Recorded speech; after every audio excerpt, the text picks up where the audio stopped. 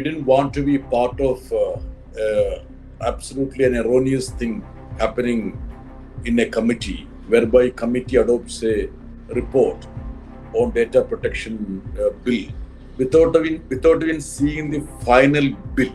It springs from the 2017 Puttaswamy judgment of the Supreme Court, which said that privacy is a fundamental right.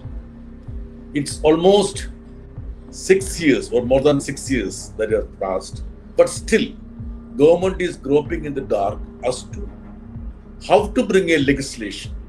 The present day government wants to invade into the privacy of the citizens. I've not seen a piece of legislation or a bill which give so much of arbitrary powers to the government. One of the provisions of this bill has an effect to nullify one of the crucial provisions of the RTE Act, Right to Information Act. Yeah. This is going to affect the common man.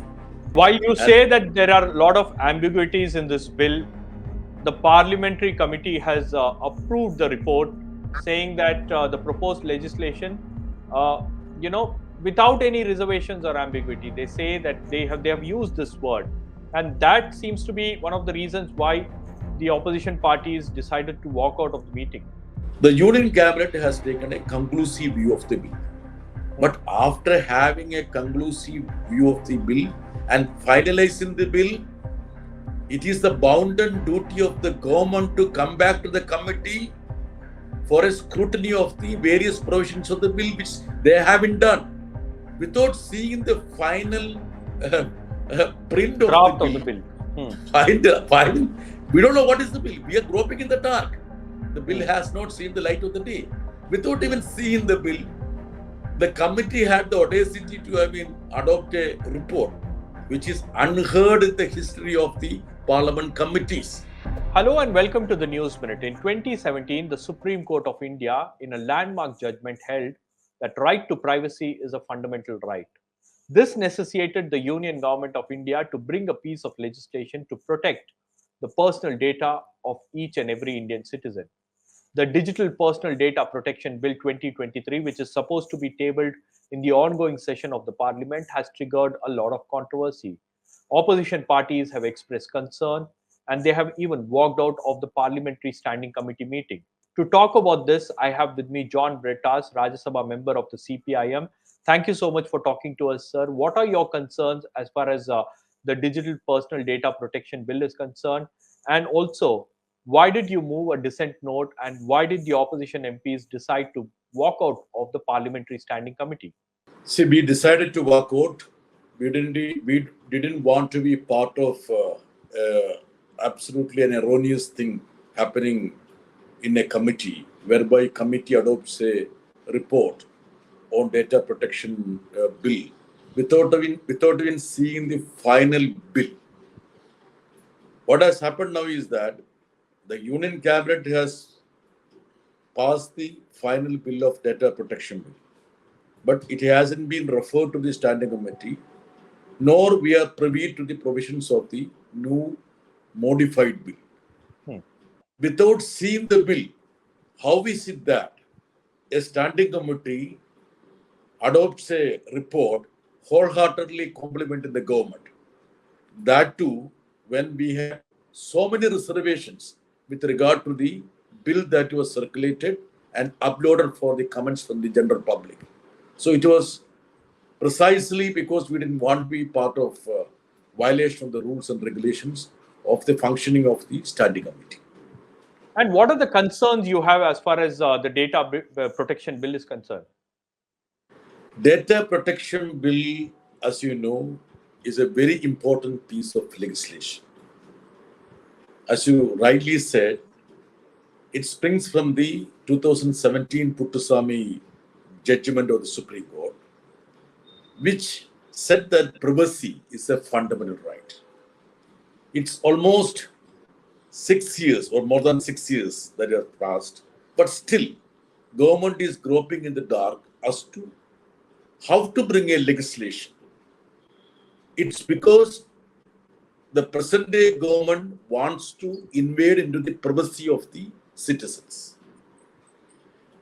We had deliberated on Pegasus and other spywares, how individual liberty, individual freedom have been curtailed by this government, excessive government. So when there is excess that is happening, it's all the more important that we adopt a bill, a legislation that is foolproof. We should be upholding the spirit of the Supreme Court judgment. But the bill that was brought forward had so many limitations. The first limitation I would tell you, I have not seen a piece of legislation or a bill which give so much of arbitrary powers to the government. I can just quote you something. There is something called delegated delegation. I would just loosely explain that.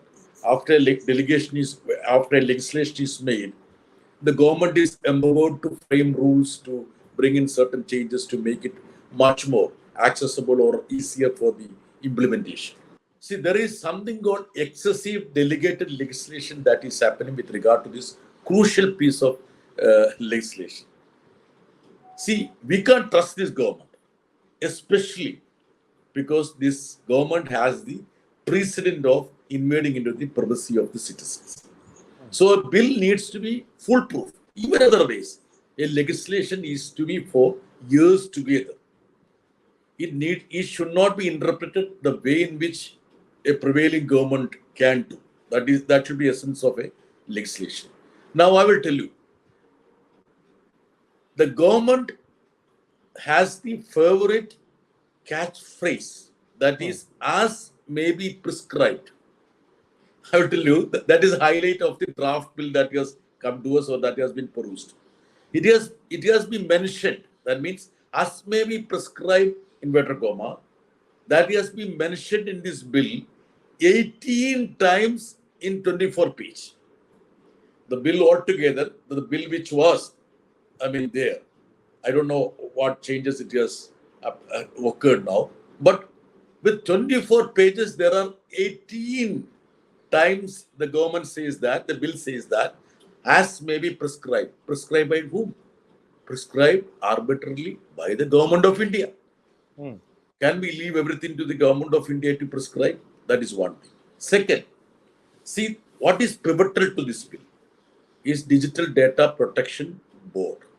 That means that is a board which needs to protect us from invasion from private companies and elsewhere or in government companies. So Data Protection Board of India is going to be a puppet in the hand of the center. Why? Because ranging from composition, qualification, tenure or procedure of appointment members, it's mum. That means government can nominate its chosen fellows as part of the Digital Data Protection Board. There should be a criteria, stipulations, qualifications. There should be a procedure for appointment of members to Digital Protection Board, like say opposition leader, like a Supreme Court judge, a Chief Justice of India. This should be a body. We should be empowered to find suitable persons who can be part of the Digital Data Protection Board. So you mean to say that there are no checks and balances as far as the board is concerned, like appointment of personnel? No, it's not a check and balance. There is not a procedure. Okay. There is no procedure. See, if there is no procedure, if there is no selection board, that means arbitrarily the government of India can pick up those people who are going to be part of the Digital Data Protection Board. They are the ones who are going to decide the destiny of an individual, whether your privacy has been breached or not. So, if they are yes men of the government, how are they going to deal with excessive interference or intrusion from agencies which are supportive of the government of India? That's a question. That's a fair point. You got the point. Then there are various other reservations which we have. First of all, see, non-digital personal data and anonymized personal data, non-personal data. The bill does not include anything like that. See, the Joint Parliamentary Committee, Joint Select Committee at that time had prescribed such things. There should be distinction, but there is no distinction there. Again, I would say that bill removes distinction between sensitive and critical personal data. There's no distinction between that. Even Justice Sri Krishna, when he drafted something, he had included that. And Joint Parliamentary Committee also had put up a recommendation on that. Now, one more thing is that, see, it is very interesting. And that I would say that there is a model bill, model legislation for us, that is that European Union's General Data Protection Regulation, right? See, there, what they talk about is that Data Protection Board of India has the power to impose penalty on data fiduciary for breach of personal data. It is not given the power to provide compensation to the aggrieved data principals. Suppose you are an aggrieved party. Nobody needs to give a compensation to me. See, somebody's individual privacy is being breached. But there is no provision to compensate that individual for the losses that has occurred. Whereas in European Union, it is there. And it was recommended also. The government has unilaterally removed that. Another important thing is that, which may be a little, away from the points which I am talking, is that I am seeing a flawed clause that has been brought in the bill. First of all, the bill doesn't provide for an appellate tribunal for data principals to demand compensation. Moreover, while Data Protection Board of India has the power to impose penalty on a data fiduciary for breach of personal data, it is not given the power to provide compensation to the aggrieved data principals. Whereas, if you look at a parallel legislation that has been done by the European Union, which is called GDPR, that is called GDPR, there is a provision, right to compensate for the damage, losses that has happened to somebody. Here, there is nothing like that. The only thing is that the Data Protection Board can impose penalty on a company which breaches the privacy. So, you are an aggrieved party, you don't have any right to get a compensation. That's one of the basic shortcomings of this bill. And one other very important point which I want to say is that, which may not be talked about at many, I would say, many interactions, but it's very important. One of the provisions of this bill has an effect to nullify one of the crucial provisions of the RTE Act, Right to Information Act. Yeah. This is going to affect the common man. See, Section 8, Clause 1, Subclause J. If I am right, it is 8, Clause 1, Subclause J. I think it is correct. Of RTA Act allows personal information to be disclosed if the larger public interest justifies such disclosures. Suppose you want to get information about an officer, somebody like that, who is presiding over a system. So, either Center Public Information Officer or State Public Information Officer will take a view on that. That is how we bring in transparency in the functioning of various agencies, various officers, and the government. The portions are proposed to be deleted, while 30, Clause 2 of the new bill, making all personal information exempted from RTA Act. So this has got a huge impact on the RTI Act, which has given so ushered in, I would say, a certain level of transparency into the functioning of the government and empowered the common man to see how his agencies, how the officers, how the various government establishments are functioning, are they fudging, and to protect his right. So these are some of the concerns I have. I think I have, I would say, grouped something like 20-22 concerns from small to bigger one. But these are the major, I would say, flaws of this bill. And I would say that when an important piece of legislation, that too with a delay of 6 years, is being passed by the parliament, we need to vet it.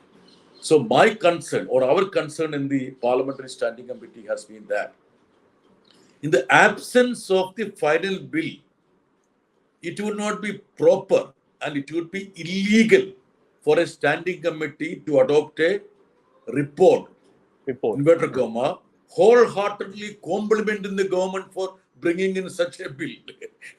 We should be casting aspersions on the government for this inordinate delay. We should be obviously indicting the government for the flaws, and all the shortcomings that has been listed should have been mentioned, and we should have asked the government to rectify the shortcomings. And in this country, anything can be done in the name of national security, nationalism, patriotism, and all these things are very much prevalent in this bill. I mean, the vast chunk of government activities are exempted from this data privacy bill. That is one of the most, I would say, one of the shortcomings of the bill. See, government is an agency, government is an establishment which is seen to be, I would say, intruding into the privacy of the citizens. At that time, in the name of national security, just putting it like that, if you are exempting these agencies and government authorities, then I think you will be defeating this very purpose of this privacy. While you say that there are a lot of ambiguities in this bill, the parliamentary committee has approved the report, saying that the proposed legislation, uh, without any reservations or ambiguity, they say that they have used this word, and that seems to be one of the reasons why the opposition parties decided to walk out of the meeting. See, there was a sumoto discussion in IT Standing Committee last year, 2022. I remember that. At that time, the committee, sumoto, normally a bill which is introduced in the parliament is referred to this standing committee by speaker or the chairman. Or the government is requesting the committee to vet the bill and get it back. That is a normal practice. But 2022, when that bill was made public, sumoto, the IT Standing Committee, had a preliminary discussion. And we had IT Secretary also in that discussion. And we aired our reservations with regard to various provisions and shortcomings of the bill and how it is going to be detrimental rather than facilitating privacy. Then the IT Secretary said, sirs, we appreciate your concerns. Now what the government has decided is that we are going to upload this bill for public comments from the general public and even from the stakeholders. And after that, we will improve upon the bill and we will be addressing your concerns. Once the final bill is ready, we will come back to you. That was assurance given by the IT Secretary.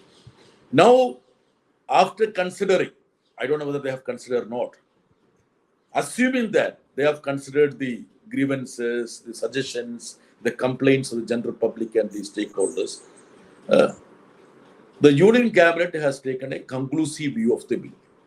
But after having a conclusive view of the bill and finalizing the bill, it is the bounden duty of the government to come back to the committee for a scrutiny of the various provisions of the bill which they haven't done. Or the speaker or the chairman, after the bill getting introduced in the parliament, will have to refer the bill to the standing committee for a close perusal. Only then it would be right on the part of the standing committee to adopt a bill, adopt a report. Now what has happened is that without seeing the final print Draft of the bill, we don't know what is the bill. We are groping in the dark. The bill has not seen the light of the day. Without even seeing the bill, the committee had the audacity to adopt a report, which is unheard in the history of the parliament committees. That is what we raised there, and we said we would be committing an impropriety, and this would be completely erroneous and illegal to adopt a report. And I feel that there was absolutely no need for the committee to hurriedly adopting a report like that, because I don't know what is the purpose it is going to serve. But why is the government doing it? Why is the parliamentary standing committee adopting a report without by using words like saying that without any reservations or without any ambiguity, we are adopting this report, we are adopting this piece of legislation. So why is there a hurry on side of the ruling dispensation? I am not authorized to comment on the deliberations of the committee. Nevertheless, since it is an extraordinary situation, I am compelled to say that I have never seen a parliamentary committee report which is primarily brought in just to compliment the government. It's like showering wholesome praises on the government. And the report starts by saying that congratulating the government for bringing a, what is there to congratulate? And the duty of the standing committee is to look at each provision, understand the implications, call the stakeholders, call the interested parties. There are many agencies who have been working on this privacy bill, data protection bill, and the committee has the right or the power to summon anybody and everyone so that their suggestions can be looked into, and the committee's duty is to enrich a piece of legislation. If the committee is, I would say, upholding the responsibility which it has to do, it has to be looking and vetting various provisions and getting help from those people who can help the committee to arrive at a conclusion. That is the way in which committees function. Normally, parliamentary standing committee calls up people to render their evidences and statements so that we get a better perspective of a provision, implications of a crucial clause. But in this case, there has been absolutely no process of such, and blindly we are ushering in a report just to praise the government without even seeing what the government has brought in or what the government has finally drafted with regard to this legislation. And that's what I said, this unprecedented situation, and this unprecedented situation make us to come out and speak on this. And you also use this word lack of trust in this government. So, apart from the concerns that you have with the bill, there are also concerns with the way the government is also functioning, the way the government is trying to push this bill without any kind of deliberations or without any kind of checks and balances. When I say lack of trust, this is not something which I am stating irresponsibly. This is something which has been told by even the Supreme Court in so many words. Didn't the Supreme Court of India say that you cannot take refuge at something like national security? Yeah, Didn't exactly. the Supreme Court say that? Weren't there instances when privacy of the citizens were invaded into? Weren't there instances when foreign spywares were alleged to be bought by this government to spy on the citizens and political leaders, media persons, even bureaucrats who not even judges? In this backdrop, there is an element of mistrust, and I'm entitled to make a statement in that way so that the government has to come on board. Government should say that we have nothing to hide, and this bill is to uphold the spirit of the Supreme Court judgment in 2017, that is Muthuswamy, and this bill is to obviously underlie Sri Krishna report. This bill is to address the concerns of the citizens. This bill is in line with the positive legislations that is happening elsewhere, including the European Union. The government has a bounden duty to make that statement very clear. So, in this context, a committee of Parliament, that to a crucial committee which handles this portfolio, that is IT Standing Committee, should have exercised much more caution in dealing with a piece of legislation like this. And the haphazard manner in which the committee has approached this piece of legislation is something I would say I won't agree with. Thank you so much for talking to us, sir, and sharing your concerns on this important piece of legislation. We will also get in touch with you when there are further developments. Thank you.